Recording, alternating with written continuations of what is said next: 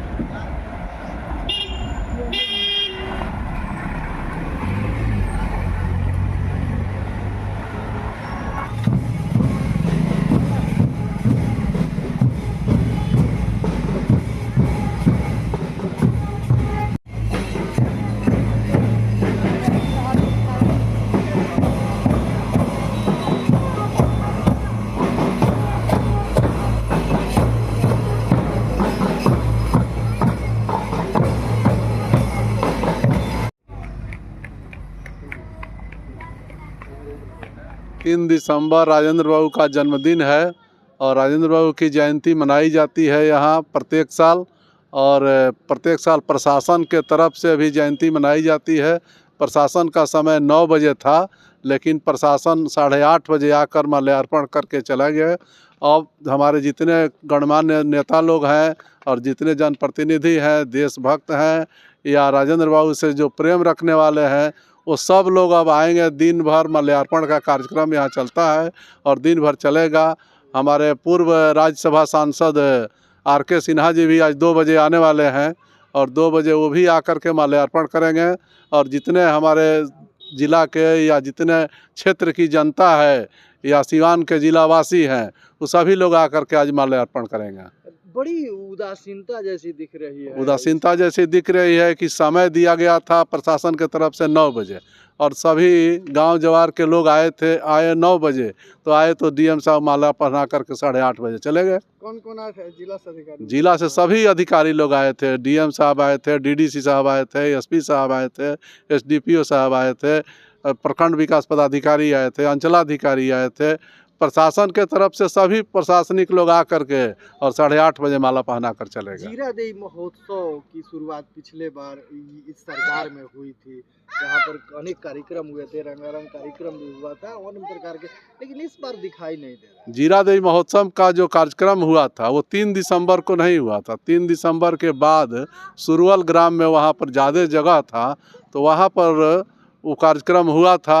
अब प्रशासन को मालूम होगा कि वो कार्यक्रम इस साल होगा कि नहीं होगा, ये जनता को मालूम नहीं है। आप यहाँ के स्थानीय है, ग्रामीण है, मैंने जिस तरह से यहाँ होता है, खुश है आप लोग मैंने इस तरह की? ना, हर साल यहाँ पर बाहर में अपना एक टेंट वगैरह माइक साउंड लगा करके और जनप्रतिनिधि लोग और सब लोग करते हैं कुछ ना कुछ, लेकिन इस साल एकदम सुनसान दिखाई दे रहा है।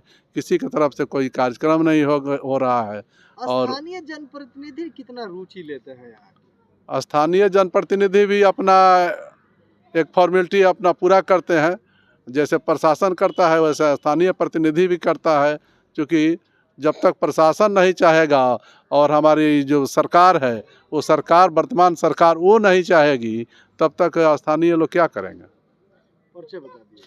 परिचय रामेश्वर सिंह हमारा नाम हुआ, जीरादेई हमारा घर है और हमारे पिताजी पहले राजेंद्र बाबू के प्रबंधक थे, जिनका देहांत हो गया 29 तारीख को, तो इसलिए हम लोग तो अभी उसी में लगे हुए।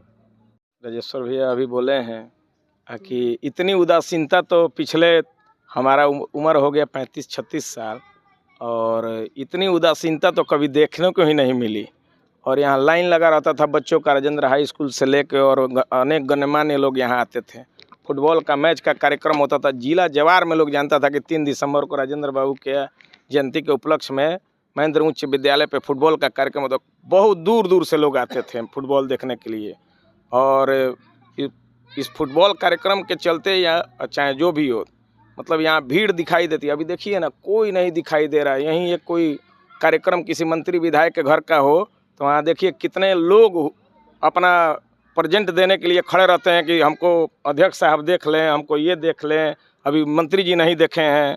ये सब दिखाने के लिए लोग लगे रहते हैं। लेकिन यहाँ देख रहे हैं, आप ही देख लीजिए ना, लग रहा है कि भारत के प्रथम राष्ट्रपति के गांव में आज 3 दिसंबर है। बस स्थानीय लोग हैं, मतलब जैसे बड़े बड़े जो महानुभूति थे, गांधी जी का जन्मस्थली देख लीजिए, नेहरू जी का देख लीजिए, सरदार वल्लभ भाई का विश्व का सबसे बड़ा स्टैचू, राजेंद्र बाबू के साथ ऐसा क्यों माने हैं? अब भेदभाव की राजनीति है, जानते ही हैं, हर आदमी अपने भेदभाव अपने जात पात की राजनीति करता है। जिस जात के ज़्यादा लोग हैं उसी की राजनीति चमकती है। और राजेंद्र बाबू एक साफ छवि के व्यक्ति थे और इनके घर से कोई अभी राजनीति में नहीं है, जिसके चलते ये उदासीनता देखने को मिल रही है।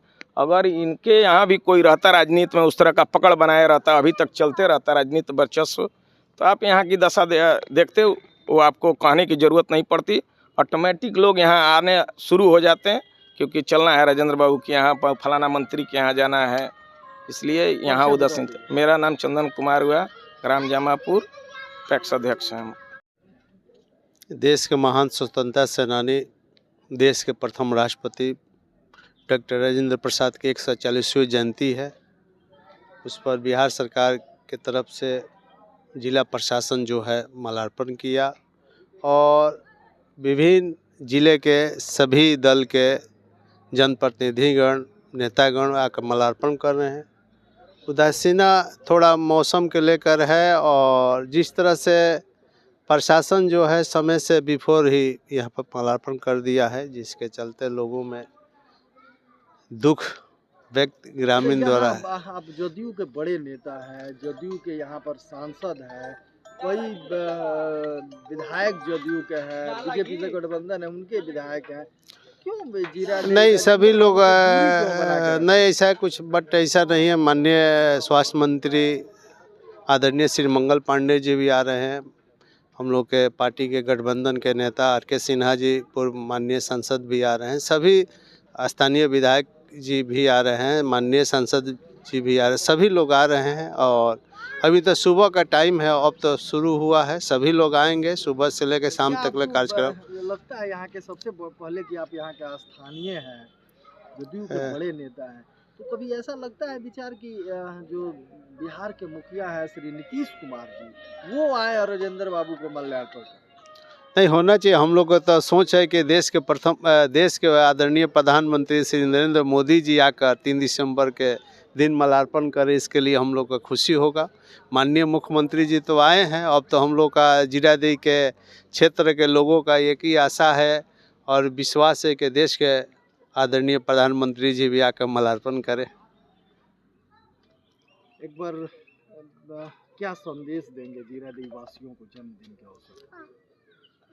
मैं पूरे सिवान देशवासियों से निवेदन करता हूँ, सदा जीवन उच्च विचार राजेंद्र बाबू का मूल मंत्र था, आज भी है। और अपने हर आदमी इंसान अपने जीवन में इस चीज़ को अपनाए और खुशी खुशी जीवन जो मानव शरीर मिला है इसको आनंद में जिए।